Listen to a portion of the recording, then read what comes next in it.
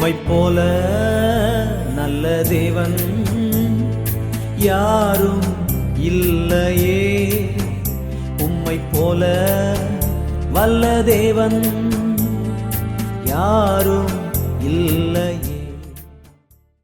Welcome back to Madurantakam மன்னா. உங்களை இந்த நிகழ்ச்சியில் சந்திப்பதில் ரொம்ப மகிழ்ச்சி.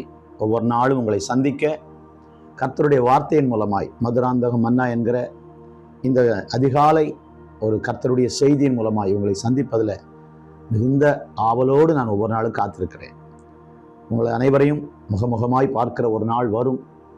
அந்த நாளுக்காய் கர்த்தரை துதிக்கிறேன். ஒருவேளை இந்த பூமியில் நாம் ஒருவரை சந்திக்காவிட்டால் பரலோகத்தில் சந்திப்போம். அதற்குத்தான் இந்த வசனங்கள் நம்மை ஆயத்தப்படுத்துகிறது. அதனால் அங்கே சந்திப்போம் நிச்சயம் நமக்கு இருக்கிறது. கர்த்தருக்கு ஸ்தோத்திரம். ஆனால் பல இடங்களுக்கு போகும்போது நான் தினந்தோறும் அதிகாலையில் உங்கள் நிகழ்ச்சியை பார்க்குறேன் பாஸ்டர், 5 மணிக்கு பார்க்குறேன். அன்றைக்கி நாங்கள் ஒரிசா போய்கொண்டு வரும்போது அதிகாலையில் எங்களுக்கு ட்ரெயின் 5 மணிக்கு ஒரு ஸ்டேஷனில் நிற்க வேண்டும். ஆனால் ட்ரெயின் சற்று லேட். நான் ஒரு 5:15 மணி போல் 5 மணிக்கு எழும்பி விட்டேன். எழுந்து என்னுடன் வந்தவர்கள் எங்கே இருக்குன்னு போய் பார்த்தால் அதில் என்னோடு வந்த ஒருவர், அவர் அந்த அதிகாலை நேரத்தில் ரயிலில் உட்கார்ந்து மதுராந்தகம் மன்னா பார்த்து கொண்டிருக்கிறார். எனக்கு சந்தோஷமாக இருந்தது, ஆச்சரியமாக இருந்தது. அதிகாலை அநேகர் பார்க்கிறீர்கள். கர்த்தருக்கு சிலரை சந்திக்க வாய்ப்பு இருக்கிறது. சிலரை ஒருவேளை நம்ம பூமியில் நிச்சயமாக எப்படியே சந்திப்போம், எப்பொழுதாவது எங்கேயாவது சந்திப்போம். அந்த நாளுக்காய் அவரோடு காத்திருக்கிறேன். உங்களை முகமுகமாய் சந்தித்து கர்த்தர் உங்களுக்கு சேர நன்மைகளுக்காய் உங்களோடு சேர்ந்து கர்த்தரை துதிக்க, அதே நேரத்தில் நீங்கள் பெற்றுக்கொள்கிற இந்த ஆசீர்வாதங்களை இங்கே இருக்கிற வாட்ஸ்அப் நம்பருக்கு ஒரு சாட்சியாக எழுதி அனுப்புங்கள். ஆண்டவர் பெரிய காரியங்களை நிச்சயமாக செய்வார். யாராகிலும் எங்கிருந்தாகிலும் இந்த மதுராந்தகம் மன்னாவை பார்க்கிறவர்கள் ஆசீர்வதிக்கப்படணும். அது மட்டுமல்ல, அவங்க பரிசுத்தமாக இருக்கிறவங்க இன்னும் பரிசுத்தமாகணும். அது மட்டுமல்ல, வருகைக்கு ஆயத்தப்படணும். அது மட்டுமல்ல, சீஷர்களாகணும். அது மட்டுமல்ல, இவங்க மற்றவங்களை சீஷர்களாக்கணும். அதுதான் நோக்கம். ஸோ நீங்களும் சீஷர்களாகணும். இயேசு சொன்னார், go into all the world and preach the gospel and make disciples. So சீஷராகணும். நாம் அடுத்தவங்க சீஷராக்கணும். அதை செய்ய கர்த்தர் கிருபை தருவாராக. கர்த்தர் நல்லவர். இன்றைக்கு ஒரு அற்புதமான வார்த்தையை கர்த்தர் தந்திருக்கிறார். ஜெபிக்கலாமா? நல்ல ஆண்டவரே, இந்த காலை வேளைக்காக ஸ்தோத்திரம். மதுராந்தகம் மன்னா என்கிற ஆண்டவரே, சின்ன ஒரு கிராமத்திலிருந்து நீங்க தருகிற மன்னாவை ஆண்டவரே உலகத்தின் பல பாகங்களுக்கு அனுப்புவதற்கு நீங்க கொடுத்திருக்கிற இந்த அருமையான வாய்ப்புக்காக ஸ்தோத்திரம்.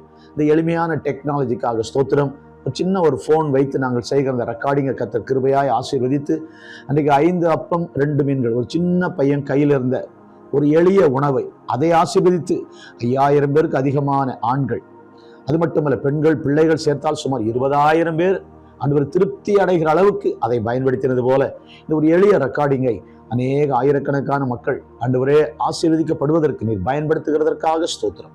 ஃபேஸ்புக்கில், இன்ஸ்டாகிராமில், ட்விட்டரில் ஆண்டவரே எங்களை ஃபாலோ பண்ணுற எல்லாருக்காக ஸ்தோத்திரம். கர்த்தர் ஆசீர்வதிங்க. ஜெபிக்கிற எல்லாருக்காக நாங்கள் ஜெபிக்கிறோம். காணிக்கைகள் கொடுத்து உதவுகிறவர்களுக்காக ஜெபிக்கிறோம். எங்களை ஜெபத்தில் நினைக்கிற ஒவ்வொருவரையும் நாங்கள் நினைக்கிறோம். இந்த வருகை வெகு சமீபம். இந்த வருகைக்கு நாங்கள் ஆயத்தப்பட ஆண்டவரே இந்த வார்த்தைகள் எங்களை ஆயத்தப்படுத்த கிருபை தாரும். இன்றைக்கும் ஆண்டவரே சங்கீதக்காரனோடு சேர்ந்து நாங்களும் ஜெபிக்கிறோம். உடைய வேதத்தில் உள்ள அதிசயங்களை நாங்கள் பார்க்கும்படிக்கு எங்கள் கண்களை திறந்தருளும். ஆமேன், ஆமேன். ஹல்லேலூயா. ஆதியாகமம் 8:5 வேதாகமம் இருந்தால் எடுத்து பார்க்க முடிந்தால் பாருங்கள். 10ஆம் மாதம் மட்டும் ஜலம் வடிந்து கொண்டே வந்தது. 10ஆம் மாதம் மட்டும் ஜலம் வடிந்து கொண்டே வந்தது. ஒரு 150 நாளுக்கு பின்பு ஜலம் வடிந்து கொண்டே வந்தது. அது வரைக்கும் தண்ணி அப்படியே நின்று கொண்டே இருக்குது. அது வரை குறைய ஆரம்பிக்குது. அதன் பிறகு வசனம் சொல்லுகிறது, 10ஆம் மாதம் மட்டும் ஜலம் வடிந்து கொண்டே வந்தது. ஆண்டவருக்கு ஸ்தோத்திரம். அதன் பிறகு நீங்க பார்த்தீங்கன்னா, கீழே வாசித்தீங்கன்னா, பூமியின் மேல் ஜலம் இல்லாதிருந்தது. 13ஆம் வசனத்துல. சரி, நான் ஒன்று கேட்கிறேன். கடல் மட்டத்திலிருந்து பூமி உயரமா இருக்கு, சரியா? சரி, கடல், அதனால எல்லா தண்ணியும் கடலுக்கு போகுது. பூமியில மலை எல்லாம் உயரமான இடங்கள் இருக்கு, மேடு பள்ளங்கள். கேரளா போனீங்கன்னா ஒரே அப்ஸ் அண்ட் டவுன்ஸ். அந்தமான் போயிருந்தேன், அங்கேயும் ஒரே மேடு பள்ளங்கள். கடல் மட்டத்தோட இதெல்லாம் உயரமா இருக்கு. சரி, இப்போ நான் என்ன கேள்வின்னா, முழு உலகமும் தண்ணியில மூழ்கி, கடலோ அது தரையோ அது மலையோ ஒண்ணுமே தெரியாத அளவுக்கு எல்லா மலைகளுக்கு மேல தண்ணி எப்பொழுதுமே ஒரு பள்ளத்தை நோக்கி தான் போகும். பள்ளமான இடம் நிரம்பின பிறகு அடுத்த இடம் நிரம்பிக்கிட்டே வரும். இப்போ நம்ம நினைக்கிறபடி முதல்ல கடல்ல தான் பள்ளம் நினைச்சிருந்தா, தண்ணி எல்லாம் கடல் மட்டத்திலிருந்து உயர்ந்து உயர்ந்து உயர்ந்து மூடப்பட்ட மலைகள். உலகத்திலே உயரமான மலை இந்தியாவில் இருக்கிற இமயமலை. அதுல இருக்கிற எவரெஸ்ட் சிகரம் தான் மிக உயர்ந்த ஒரு இடம். சுமார் 27,000 அடிக்கு உயரம்னு சொல்றாங்க. அதை விட அதிகம்னு சொல்றாங்க. 27,000 பிளஸ் அவ்வளவு உயரத்துக்கு மேல தண்ணி முழு உலகத்திலையும். இன்னைக்கு என்ன நான் கேட்கிறேன்னா, இந்த தண்ணி எங்க போச்சு? என்னைக்கா யோசித்தீங்களா? இப்ப கடல் பள்ளமா இருக்கு. மழை பெய்தா தரையிலிருந்து எல்லா தண்ணி கடலுக்கு போகுது. எவ்வளவு தண்ணீர், ஆறுகள் வெள்ளம் பெருகி தண்ணீர் பெருகினாலும் கடலுக்குள்ள போனா கடல் நிரம்பாதுன்னு இருக்கு இல்ல பிரசங்கில. அப்படிதானே இருக்கு. எல்லா நதிகளும் சமுத்திரத்திலே ஓடி விழுந்தும் சமுத்திரம் நிரம்பாது. பிரசங்கி 1:7. எல்லா நதிகளும் சமுத்திரத்திலே ஓடி விழுந்தும் சமுத்திரம் நிரம்பாது. சமுத்திரம் பள்ளமா இருக்கு. இங்க என்ன கேள்வின்னா, இவ்வளவு இமயமலைக்கு மேல உயரமாயிருந்த இவ்வளவு தண்ணீர் வடிந்து கொண்டே வந்து எங்க போச்சு? அதுதான் மிரக்கலுங்க. இது போறதுக்கு இடம் எங்க இருக்கு? ஆண்டவர் தான் அதை மறைய வைத்தார், அது இல்லாமல் போக பண்ணினார். இன்றைக்கு நாம் பார்க்கிற கடல் மலை இல்லை. முழு உலகத்திலேயே மூடப்பட்ட மலைகளுக்கு மேல 22 அடி, அலோன்ஸ் ஒரு 30 அடி வச்சுக்கலாம். அவ்வளவு தண்ணீர் எங்கே போனது? தண்ணீர் வடிந்து கொண்டே வந்தது. கர்த்தர் ஒரு காற்றை வீச பண்ணினான் வாசிக்கிறோம். தண்ணீர் வடியுது வடியுது வடியுது வடியுது வடியுது, குறையுது. எங்க போயிருக்கணும்? தண்ணி எங்க போயிருக்கும்? வாழ்க்கையில பலவிதமான பிரச்சனைகள் நமது வாழ்க்கையில வரும்போது எப்படி இது மாறும் நம்ம புரியாம யோசிச்சுக்கிட்டு இருக்கு. நான் சொல்றேன், இந்த தண்ணீர் வற்றினதே ஒரு அற்புதம். That's a miracle. ஆண்டவர் வற்றி போக பண்ணினார், அதில் இல்லாமல் போக பண்ணினார், இல்லாமல் போக பண்ணினார். ஆண்டவருக்கு ஸ்தோத்திரம். நல்லா கவனிங்க.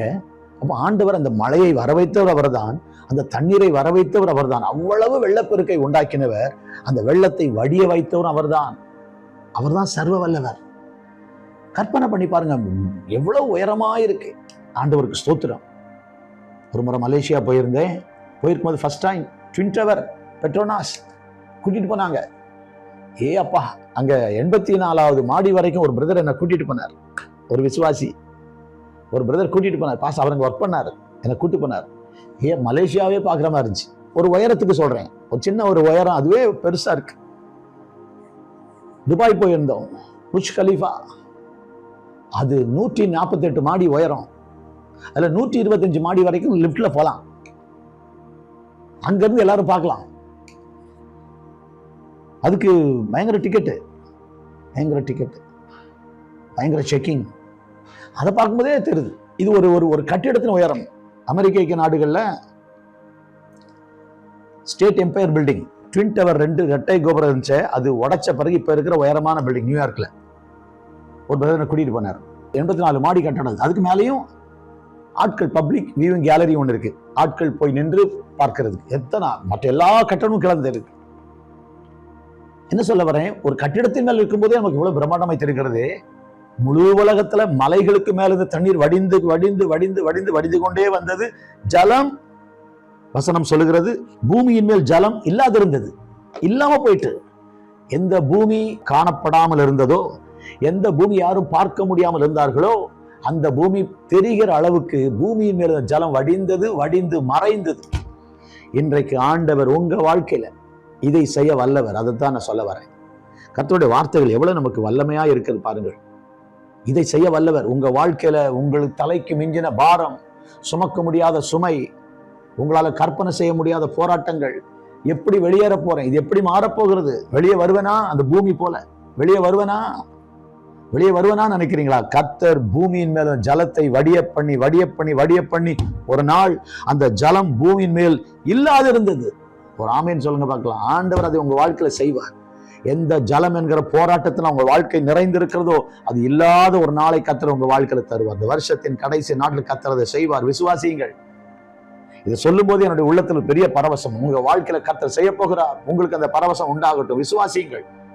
கடைசியில இல்ல, கம்ப்ளீட்டா இல்ல, இல்லாம போயிட்டு உங்க தொல்லைகள் இல்லாமல் போகும். உங்களை மூழ்கடித்த, உங்களை உருக்குலைத்த, உங்களை அழித்த, உங்களை இல்லாமல் போக பண்ணின அந்த தொல்லை என்கிற அந்த தண்ணீர் இல்லாமல் போயிடும். ஒரு விடுதலையை கர்த்தர் தருவார். இன்றைக்கு அதை செய்வார். விசுவாசியுங்கள். என் தேவனால் மட்டும்தான் முடியும். அவர் ஒருவர் தான் தண்ணீரை வர வைத்தவர், அவர் ஒருவர் தான் வடிய பண்ணினவர். தண்ணீர் வடிந்து கொண்டே வந்தது, கடைசியில் அந்த தண்ணீர் பூமியில இல்லாமல் போயிட்டு. அது எங்க போயிட்டு? அதுதான் அற்புதம். அதுதான் அற்புதம். எவ்வளவு பெரிய ஆண்டவர், எவ்வளவு அற்புதமான அவனுடைய புத்தி கெட்டாதவைகளை செய்கிற ஒருவராய் பெரிய காரியங்களை செய்கிறவரை துதியுங்கள் என்று 136 செய்தியில வாசிக்க. அவர் கிருபை என்றும் உள்ளது. இன்றைக்கு கர்த்தர் உங்களுக்கு அன்றைக்கு நோவாவுக்கு செய்தவர் இன்றைக்கு உங்களுக்கு செய்ய வல்லவர். நம்புறீங்களா? பரிசுத்த பிதாவே, இந்த வார்த்தைகளுக்காய் ஸ்தோத்திரம். இதன்படி உடைய பிள்ளைகளுக்கு செய்வீராக. ஆச்சரியமான காரியங்கள் நடக்கட்டும். மாறுமா, நீங்குமா, விலகுமா என்று யோசிக்கிற அத்தனையும் மறையட்டும், மறையட்டும், மறையட்டும். ஆச்சரியமாய் நடத்தும். உமக்கே மகிமை உண்டாகட்டும். இயேசுவின் நாமத்தில் பிதாவே, ஆமேன். விசுவாசத்தோட ஆமேன் சொல்லுங்க. ஆமேன், ஆமேன்.